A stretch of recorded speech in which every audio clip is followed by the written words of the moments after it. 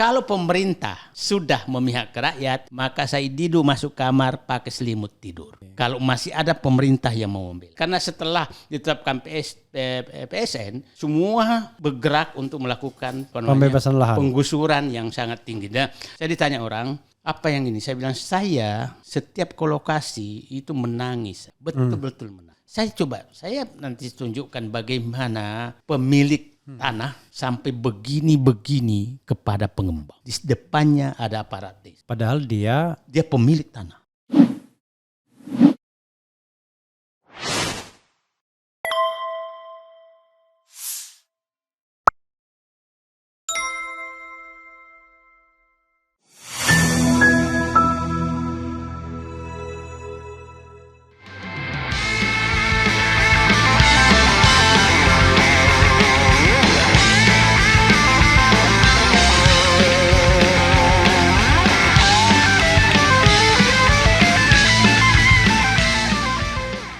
pertama buat Puang Said Didu adalah kok kalau bukan Said Didu memang begitu, kok berani-beraninya mau-maunya nggak takut saat ini menyerahkan leher kepada kekuatan yang kadang-kadang orang mengatakan yang untouchable karena barangkali dia dekat dengan kekuasaan, punya perlindungan oleh kekuasaan atau bahkan pelindung kekuasaan, kita nggak tahu. Yang saya maksudkan adalah ributnya Said Didu dengan PIK2. Silakan dieksplor, Daeng. Saya juga sebenarnya tidak tahu siapa pemiliknya. Ya. Cuma saya selalu kalau menghadapi ketidakadilan itu hati saya langsung bergerak. Oke. Jadi Bung Refli tahu saya pernah kelas 2 SMP aja sudah bakar sekolah. Oh. Karena di Makassar. Di Pindrang sana. Oh, di Pindrang. Oke. Karena kelas saya nggak pernah dibangun, yang dibangun terus adalah pagar. Untuk supaya dibangun maka saya bakar. Oke. Nah, saya itu bakarnya bakar serius ya? Bakar serius, saya tembak pakai korek api. Oke. Kelas 2 SMA. Ya, itu kelas 2 SMP. SMP, oke. Kelas 2 SMA saya kudeta ketua OSIS. Oke. Karena saya pemilihan ketua OSIS saya tidak ada, jadi saya nggak bisa terima. Oke. Kelas 2 SMA juga saya coret-coret sekolah saya. Karena saya nganggap kepala sekolah saya korupsi gitu. Oke. Jadi itu adalah apa namanya? Sudah bawaan orok. Bawaan orok. Jadi melihat ketidakadilan pasti saya teriak. Jadi kesini sebenarnya tidak ada yang kejadian. Saya hanya kebetulan ulang tahun ke-62 diajak tanam mangrove. Oke. Di sana terus orang kampung sana cerita sebentar lagi kita Sorry Pak, Daeng tanggal berapa lahirnya? 2 Mei. 2 Mei tahun 1962. Oke. Oh, jadi 62 ya, oke. Disitulah jadi kok ada ketidakadilan seperti ini. Nah, akhirnya saya melakukan penelitian. Saya kan peneliti. Nah, ini kok kayak begini. Kok ada ketidakadilan seperti ini? Kok diam semua gitu? Itu kira-kira latar belakangnya Ji. Jadi kalau ada yang marah, saya nggak tahu juga siapa yang marah.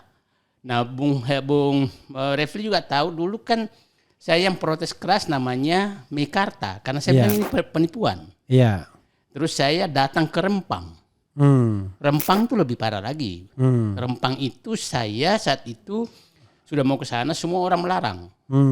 Termasuk yang karena dia bilang sudah ditunggu semua aparat di sana. Iya. Terus dia bilang yang saya mau nyewa mobil juga udah nggak mau. Saya bilang saya beli mobil kamu. Iya. Saya mau ke sana.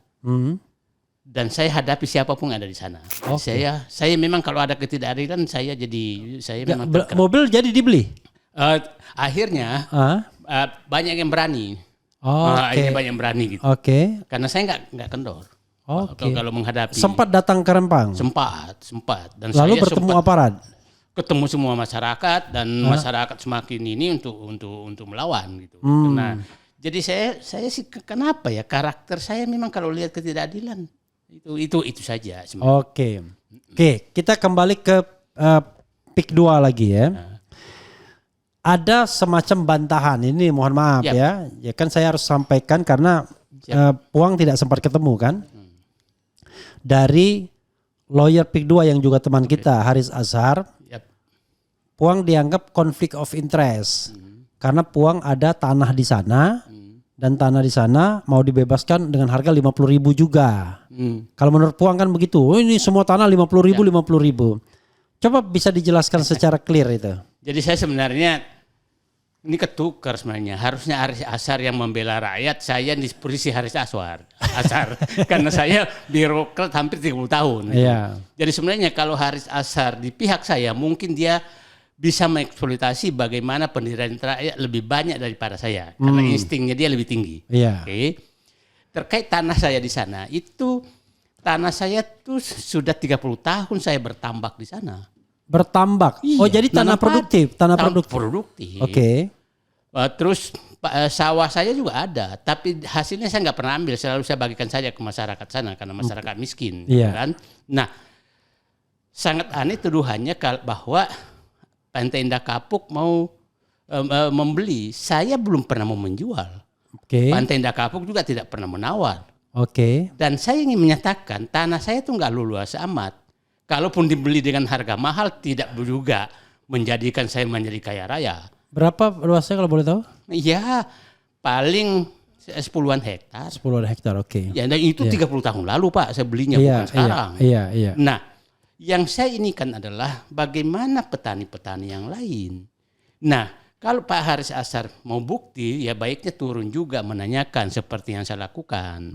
Saya turun ke semua, hampir 3 bulan saya turun ke bawah menanyakan semua yang terjadi. Tapi saya berharap saja Bung Haris Azhar sebagai teman untuk membela rakyat, dengan sebagai pengacara di sana betul-betul membela rakyat, gitu loh, supaya ada tempat rakyat mengadukan. Bung Haris Azhar kan menyatakan minta mengadu kalau ada ke dia. Kan? Ya bagus lah, siapa tahu nanti Bung Haris Azhar bikin posko di sana, rakyat mengadu itu lebih bagus. Dan dia mengatakan kalau memang zalim pihak yang saat ini dia jadi konsultan hukumnya, ya dia akan mundur, dia bilang begitu kan, kurang lebih. Ya saya lebih percaya hati nuraninya Pak sebagai teman gitu. Saya nggak yakin bahwa dia, mungkin Pak Haris Azhar kurang informasi.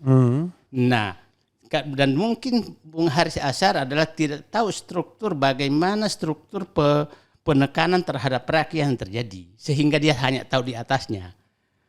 Nah, struktur penekanan rakyat kan dia nggak tahu bagaimana sampai preman gitu loh. Itu mungkin dia nggak tahu gitu. Oke, kita bicara PIK 2 ya. PIK 2 kata Puang waktu pernah kita wawancara, PIK 2 sama PIK 10 itu mau dijadikan PSN semua atau sudah? Yang problem adalah PSN itu tidak jelas batasnya. Oke. Tidak jelas batasnya. PIK 2 dulu hanya 1.800 hektar, itu ada di satu kecamatan, yaitu Teluk Naga. Kosambi. Itu Jakarta masih? Udah Tangerang. Oh, sudah Tangerang, oke. Setelah PIK 2 dijadikan PSN, dulu PIK 9 itu Kronjo. Ya, supaya publik paham betapa besarnya ini namanya PIK 2. Iya. Kosambi, Kecamatan Kosambi, Kecamatan Teluk Naga, saya udah hafal tuh. Iya. Paku Haji, Sukajadi, Mauk, Kemiri, Kronjo, kemudian Mekarjaya sama Tanara. Tanara ini udah Serang, 9 kecamatan sekarang. Oke, 9 kecamatan di wilayah Tangerang dan Serang. Oh, Tangerang dan Serang satu kecamatan. Tidak ada yang DKI? Tidak ada, PIK 1 DKI. Oke. Nah, yang ditulis bahwa PIK 2 dulu itu 1.700 sekian hektar. Iya. Dan sekarang itu semua sudah tertulis PIK 2. Jadi kalau ada yang membantah bahwa PIK 2 hanya 1.700, saya mintakan itu adalah kebohongan besar. Karena sudah terpasang betul papan nama PIK 2 di mana-mana sampai Kronjo, sampai ke Kronjo. Yang dulu PIK yang paling jauh ke Serang tadi apa? Tanara. Masuk PIK 2 juga? Masuk PIK 2, itu belum tertulis, tapi yang lain itu sudah di papan namanya PIK 2. Jadi saya tidak tahu ini kebijakan apa, sehingga saya akan menyatakan PIK 2 ini kalau dihitung itu lebih luas dari Singapura. Oke. Kalau diikuti papan namanya loh ya. Oke. Papan nama yang ada. Yeah. Jadi saya berharap orang-orang yang menyatakan PIK 2 hanya 1.700 sebentar dulu. Fakta saya menyatakan itu semua sudah PIK 2 sampai kecamatan yang ke-8. Oke. Nah, Tinggal yang ke-9 dan ke-10. Sampai ke-9 Mekar Jaya. Itu sudah PIK 2 semua. Oke, yang belum ke-10 ya. Ke-10 itu. Oke. Nah, jadi saya katakan lebih dari Singapura karena perhitungan saya melihat kalau kita masuk PIK 1 dari Kosambi, perbatasan itu jembatan Dadap yang dulu pernah isu bahwa Rizal Ramli pun nggak boleh masuk, ya jembatan itu kira-kira sampai di jembatan terakhir Kecamatan Teluk Naga, 2 kecamatan, itu panjang jalannya 35 km. 35 km, baru 2 kecamatan. Iya, baru 2 kecamatan. Baru 2 kecamatan, 35 km. Nah, coba bayangkan kalau 9 kecamatan, berapa kilometer? Perhitungan saya, karena pantainya di sana belok-belok, ngikutin pantai, maka kira-kira saya yakin tidak kurang 80 km. Oke, garis ininya lah. Garis jalan yang dilalui, garis pantai yang karena belok-belok. Nah, kalau dikali saja 15 km lebarnya, dan saya melihat ada, dikali saja berarti lebih 100.000 hektar dong. Oke. Luas Singapura hanya 77.000 hektar. Oke. Oh, luas Singapura itu 77.000 hektar saja. Jakarta 66.000 hektar. Oke. IKN itu 56.000 hektar. Oke. Jadi PIK ini lebih luar biasa ya, lebih IKN 2 nih, IKN 2 bisa. Ya lebih luas dari 2 kali. Iya, maksudnya proses pembangunannya bisa jadi IKN 2 jadinya. Iya. Artinya untuk betul-betul sustainable development dalam pengertian tanda kutip gitu ya. Jadi saya hanya membuka ke publik karena ini kan tertutup. Iya. Tertutup. Jadi silakan publik menilai. Jadi kalau ada yang marah ke saya, baguslah. Perbaikilah. Janganlah mengusir rakyat dengan harga yang sangat murah. Yang sering menyatakan bahwa tidak 50.000. Betul. Tapi hampir semua itu ditawar 50.000. Bahwa terjadi negosiasi itu urusan lain. Tapi beginilah. Lepas dari sini, kesempatan ini saya ingin gunakan, Bung Refli, bagaimana menghitung untungnya developer ini dari pembebasan lahan. Oke. Saya kasihlah 200.000 per meter. Oke. Dia rata-rata sekarang 200.000. Kalau berarti bukan 50.000 lagi? Ya, saya coba menghitung 1 juta lah. Oke. 1 juta deh. Kalau dia membeli tanah 1 juta per meter. Ini asumsi ya? Asumsi. Oke. Seandainya dia rela membeli 1 juta. Ya. Maka dia kan harus bayar 1,4 juta karena 40% kan jadi fasilitas sosial. Ya. Jadi harus beli 1,4 meter menjadi 1 meter. 1,4 juta. Oke. Kira-kira kalau dia biaya pematangan lahan kira-kira rata-rata 2 juta deh. Berarti 2,4 juta. Oke. Saya ngitung HPP-nya pengembang. 2,4 juta. Saya kasih deh buaya nyogok penguasa mulai dari desa sampai ke atas 1 juta per meter, maka 10 miliar per hektar loh nyogoknya, nyogok kekuasaan, maka menjadi 3,4 juta dong. Saya kasih dia lagi deh 5 tahun baru laku, berarti bunga bank 1,7 juta, oke. Saya bulatkan lah biaya produksinya berarti 3,4 tambah 2 deh, tambah 2 juta. Berarti dia 5,4 juta. 5,4 juta. Sekarang lahan di sana di Kosambi sama ini sama sama yang dipasarkan bervariasi. Teluk Naga 21 juta ke 36 juta per meter dijualnya. Saya ngambil rata-rata 25 juta lah. Berarti kan masih untung 23 juta, 24 juta dong. 19 juta, 18 juta, 19 juta per meter. Kok tega banget sih? Itu 1 juta loh. Tega banget membeli tanah dengan menawar tanah dengan 30.000 sampai 50.000. Itu realistis. Saya bayangkan Pak Bung Refli, saya mengizinkan dia menyogok 10 miliar per hektar. Ya kira-kira. Ya, yang saya nggak paham ya adalah kan Aris Azhar menjelaskan kepada kita yang namanya PSN itu ya cuma untuk ini aja, pemerintah mau ikut yang dijadikan daerah wisata gitu. Ibaratnya sebenarnya daerah ini ya swasta bisa jalan sendiri. Tapi PSN itu pemerintah yang kesannya mau mengganduli karena ada daerah tempat wisatanya sehingga ya nanti pemerintah dapat retribusi atau apa gitu loh. Itu gimana? Sebenarnya yang PSN itu yang mananya? Ya itu pertama tidak jelas PSN-nya apa. Oke. Yang kedua ini yang dianggap bahwa daerah wisata mangrove itu di luar PK2. Oke. Dan apa untungnya dijadikan sebagai sebagai PSN dengan alasan itu, karena itu hutan lindung, nggak perlu diapa-apain. Yang ketiga, dengan PSN sekarang itu semua yang terkait, kan namanya PSN PIK 2, bukan PSN mangrove. Iya.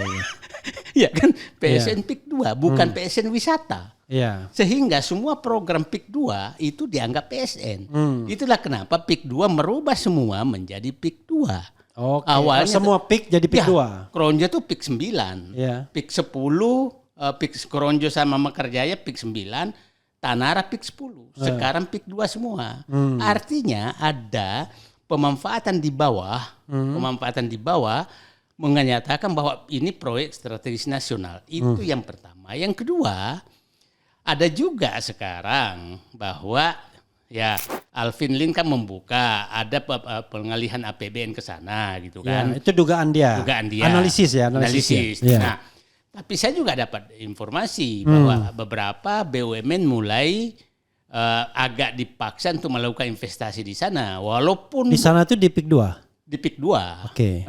Walaupun kalau dihitung ekonominya masih jauh sekali gitu. Nah, tapi bisa saja umpamanya butuh jalan tol yang panjang, butuh listrik yang ini. Padahal listriknya belum ada ininya, tapi kan itu dipakai untuk menarik investasi. Gitu. Nah, jadi saya melihat pemanfaatan proyek strategi nasional ini betul-betul digunakan oleh pengembang untuk mengejar target pembebasan lahan dan menggusur rakyat. Karena setelah ditetapkan PSN, semua bergerak untuk melakukan pembebasan lahan, penggusuran yang sangat tinggi. Dan saya ditanya orang, apa yang ini? Saya bilang, saya setiap ke lokasi itu menangis saya. Betul-betul menangis.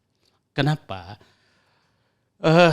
Bung Raffi, bayangkan rakyat digusur. Saya kasih contoh aja. Di desa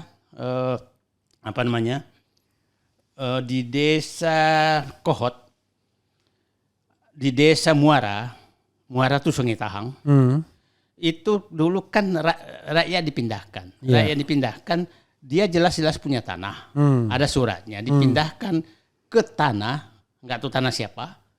Terus nggak ada suratnya, banjir terus. Dan rakyat tidak bisa lagi ngapa-ngapain gitu kan. Nah, ini yang saya lihat bukan apa aja, mata pencahariannya dia mati, banjir terus dan lain. Jadi berbagai cara dilakukan untuk melakukan penggusuran. Nah, yang menariknya kan begini, kenapa harga tanah langsung anjlok semua di sana, di 9 kecamatan? Karena ada kebijakan bahwa tidak boleh ada jual beli tanah lagi sejak ditetapkan PIK 2. Oke, sebagai PSN. Sehingga tidak boleh ada jual beli tanah ke siapapun dan kecuali ke pengembang. Itulah menyebabkan harga anjlok. Nah, saya kasih contoh di Sikakohot.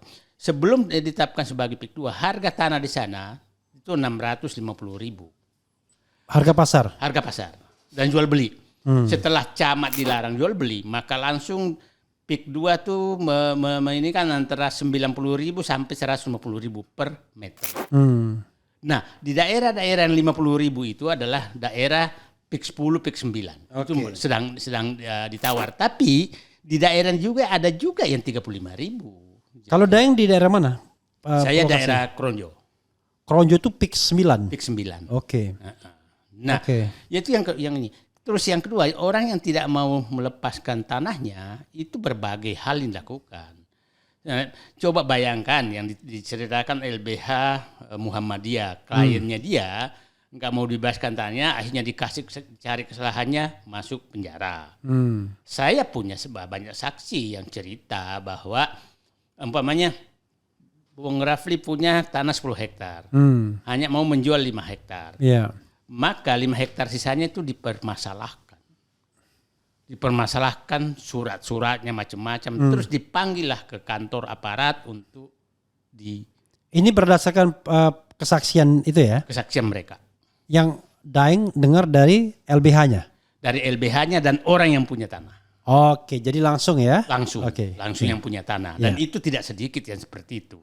Sekarang ini sedang terjadi hari ini mulai dengan ini di pembahasan di kohort dan lain-lain, itu sedang terjadi bahwa bayangkan yang membuat list harga, list luas tanah itu pengembang, bukan aparat pemerintah. Oke. Kepala desa itu lebih menginikan kepada pengembang. Seperti aparat pengembang gitu. Nah, sampai keluar kata-kata kepala desa perbedaannya, janganlah melawan pengembang.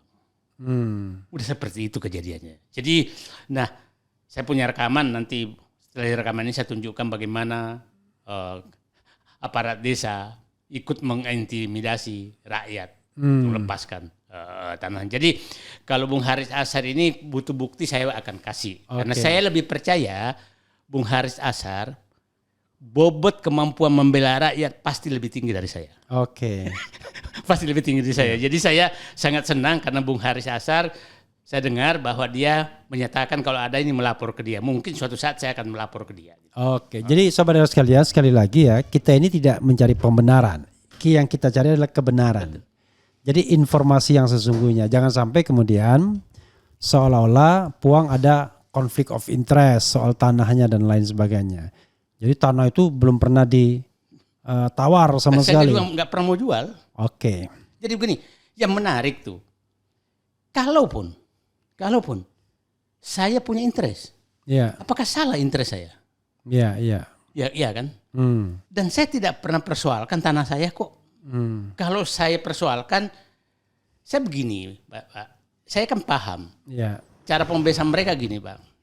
Orang-orang yang punya tanah di atas 9 hektar itu dipanggil khusus oleh perusahaan. Dan semua tokoh-tokoh, saya tahu ada beberapa jenderal yang punya tanah di sana luas, pengusaha besar, itu sudah selesai semua. Dan itu dipanggil khusus. Nah, saya yakin dengan harga khusus dong. Iya. Nah, semua yang 9 hektar dipanggil khusus dengan harga khusus pasti. Nah, saya tidak mengharap dipanggil. Dan belum pernah dipanggil. Nggak pernah dipanggil dan saya nggak pernah juga kepingin menjual gitu. Nah, tapi mohon maaf aja, sawah saya saya ada beberapa yang sudah saya tidak bisa tanami karena irigasinya sudah ditutup. Oke. Ditimbun oleh. Berapa hektar itu? 10 dari 10 hektar itu? Mungkin 2 hektar. 2 hektar yang sudah tidak bisa lagi ditanamin. Oke. Daeng, bisa nggak kalau kita analisis ya, ini analisis ya, bukan faktual, bahwa status PSN itu diperlukan untuk percepatan pembebasan lahan gitu ya? Saya ingin menyatakan, bukan analisis, dimanfaatkan untuk itu. Enggak, maksudnya kan kita bicara tentang kenapa kemudian ada munculnya status PSN itu.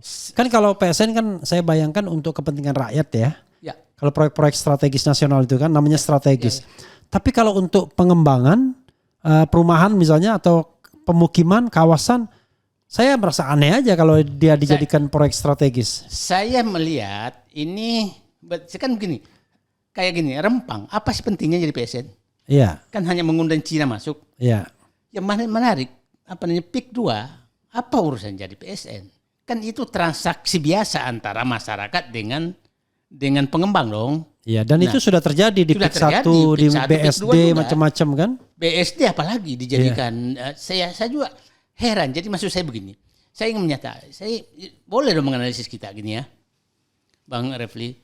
Ini kan tanda kutip pelaku yang reklamasi, yang mau investasi di IKN, dan PIK 2 dan BSD kan sama kan, Pak pengusahanya, ya kan? Saya boleh dong menganalisis bahwa setelah gagal di reklamasi, Ya, dijanjikan di ibu kota IKN, ya, ternyata zong juga, ya. maka dibayarlah ke PIK 2 dan BSD. Oke, ini analisisnya ya. Nah, Oke. karena anehnya itu kan PSN ini kan tidak ada babi bu, tahu-tahu diumumkan tanggal 2 hari setelah pengumuman Pilpres MK. Oh, MK itu 20 April. Ya, jadi 22 April diumumkan sebagai PSN tanpa nah, saya kan pelajari apa sih alasannya menjadikan PSN. Kan alasan utama adalah daerah wisata. Setelah saya datangi, ini di wisatanya di mana? Saya datangi hutan mangrove itu, saya tahu ini baru berapa hari dikasih plang dan segalanya. Dan itu ada di luar apa namanya? Dan itu Di PIK 2. PIK 2 saya yakin mungkin, saya lihat sih mungkin 5 hektaran dari 100.000 hektar.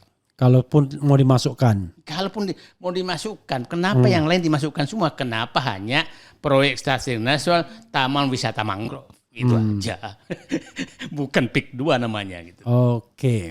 Daeng, saya membaca lagi-lagi berlaku Undang-Undang ITE, ya kan? Daeng dilaporkan ke entah Mabes Polri, entah Polda Metro, saya tidak tahu, pokoknya ke polisi.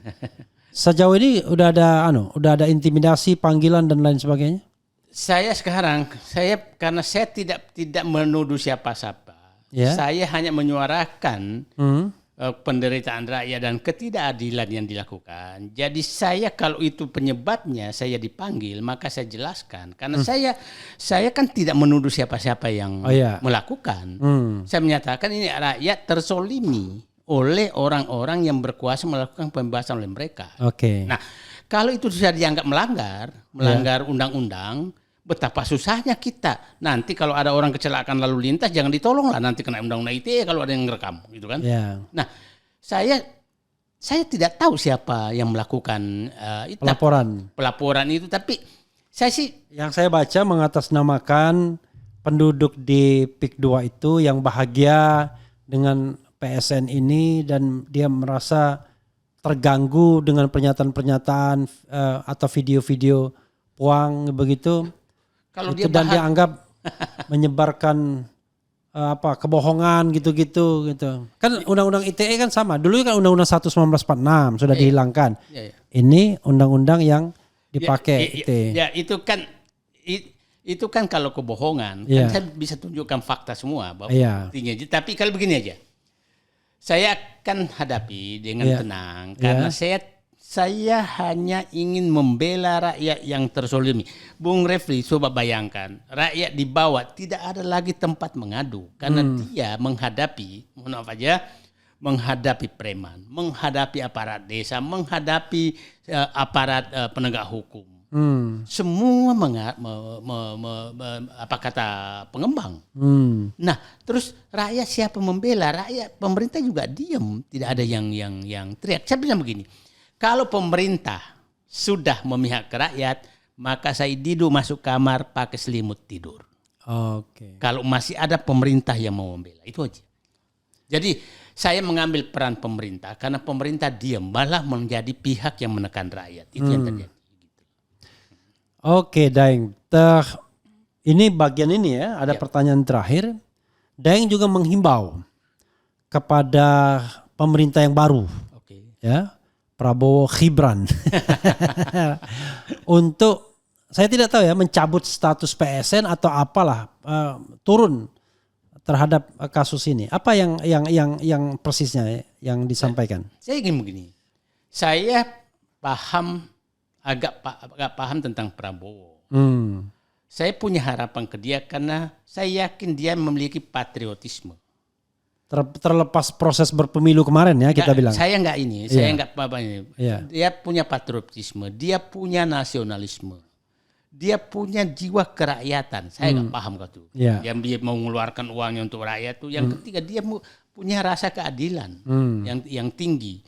Nah, kalau itu dia gunakan untuk mewujudkan keadilan. Jangan dibaca bahwa menghentikan PIK 2 loh. Mewujudkan keadilan dalam rangka pengembangan wilayah ini itu bagus.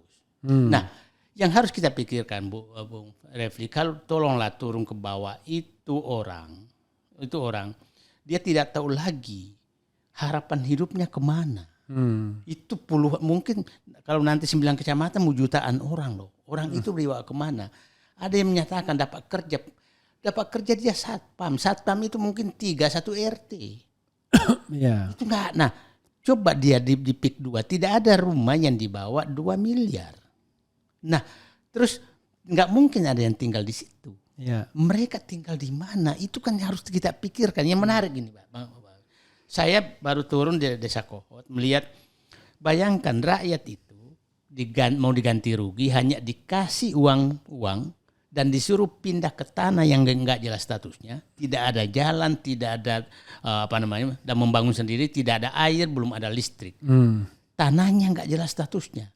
Jadi kalau enggak ada statusnya, suatu saat akan digusur lagi dong. Nah, itu yang harus belum ada fasilitas dasar. Belum ada sama sekali. Nah, itu yang harus dipikirkan. Saya bilang, saya peternak sapi, saya memindahkan sapi saja yang binatang. Itu saya harus siapkan kandangnya. Apalagi ini manusia. Itu loh, itu yang udahlah. Orang yang mengkritik saya, tolonglah turun ke bawah melihat penderitaan rakyat.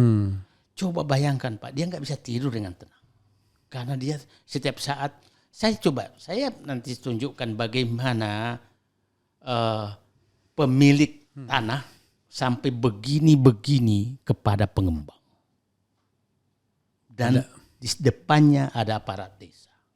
Padahal dia pemilik tanah. Itu pemilik tanah itu mereka yang punya surat atau punya ada status nggak mereka itu?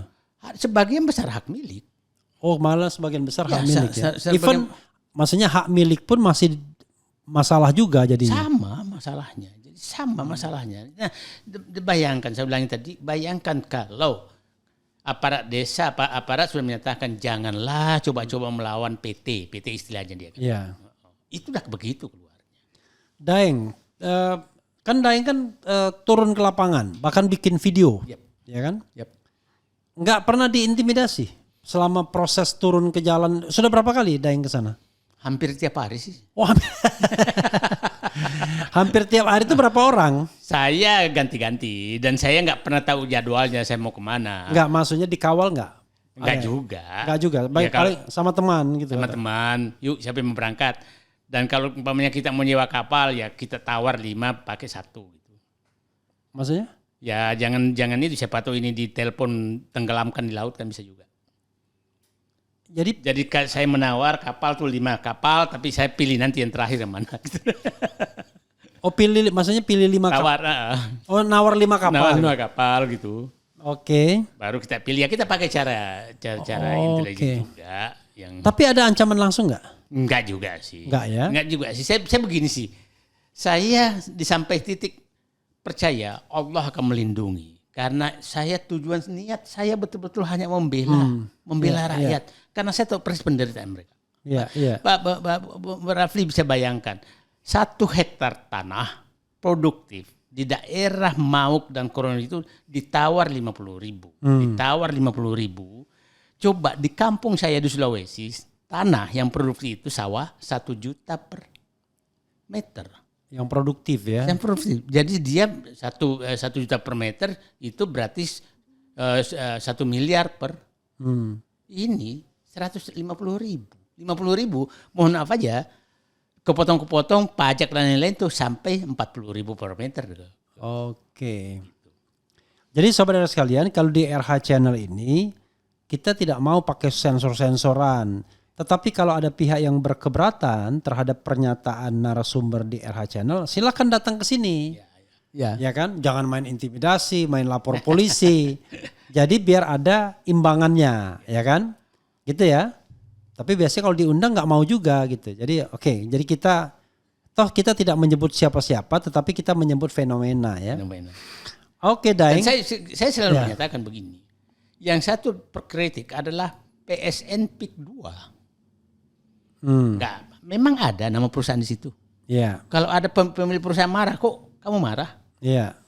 PSNTP 2 adalah program pemerintah proyek strategi nasional PIK 2. Iya, yang kita masalahkan adalah pemerintah Mengambil kebijakan itu tidak membela rakyat. Oke. Itu loh, itu sebenarnya. Iya. Jadi jangan kalau ada yang Jadi marah. PIK 2 ini kayak IKN aja. Iya, kayak IKN aja. Kita kritik IKN boleh dong. Nah, cuma rakyat saya harus bela karena tidak ada yang bela, itu aja. Oke. Walaupun dalam sejarahnya kita kritik IKN, tiba-tiba yang dimajukan rakyat setempat. Iya. Ini yang dimajukan rakyat setempat juga. Bagian ini silakan ada closingnya sedikit bagian PIK ini sebelum saya tanya yang lain, Daeng. Puang. Daeng Puang. Saya hanya begini. Ini program menurut saya harus menjadi perhatian betul pemerintahan baru. Karena ini program sangat besar. Saya katakan sangat luas. Bisa lebih luas dari Singapura. Nah, dan ini betul-betul yang saya was-was kalau tidak ada pengawasan maka bisa menjadi negara dalam negara.